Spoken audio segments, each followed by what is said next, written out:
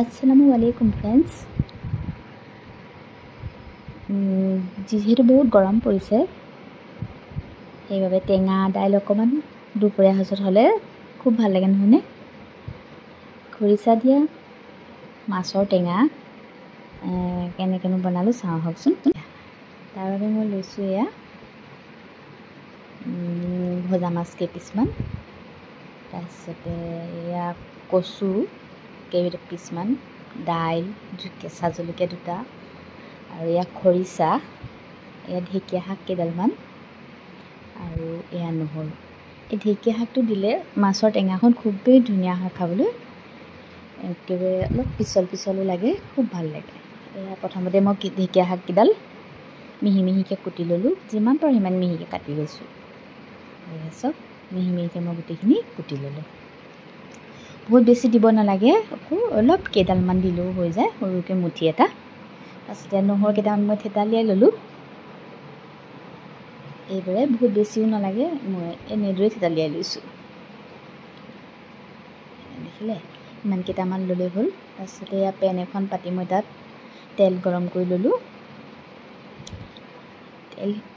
ইয়াত টেঙা যিহেতু পিঁয়াজ নালাগে, এয়া সেইবাবে মই প্ৰথমতে নহৰুকেইটাকে তেলত মাৰি ল'লোঁ।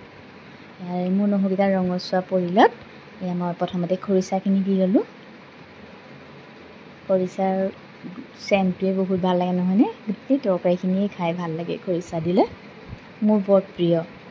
তাৰপিছত এয়া শাকখিনি দিলোঁ, তাৰপিছত দাইল দিলোঁ, দিয়ে আন্দাজমতে নিমখ দিলোঁ, আৰু হালধি দিলোঁ, আৰু এয়া কচু কেইপিচ দি দিলোঁ।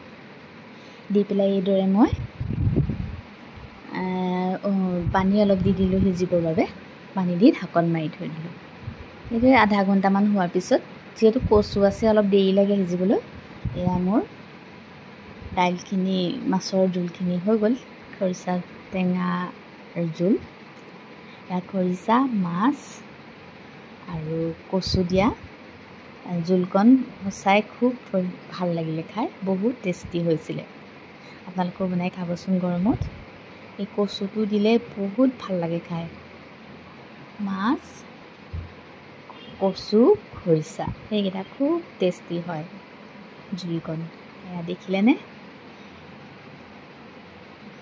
এয়া চাওক, খুবেই টেষ্টি হৈছিলে। আজি দুপৰীয়া সাজত খালোঁ। ভাল লাগিলে লাইক এটা, কমেণ্ট এটা কৰি দিব। Thank U.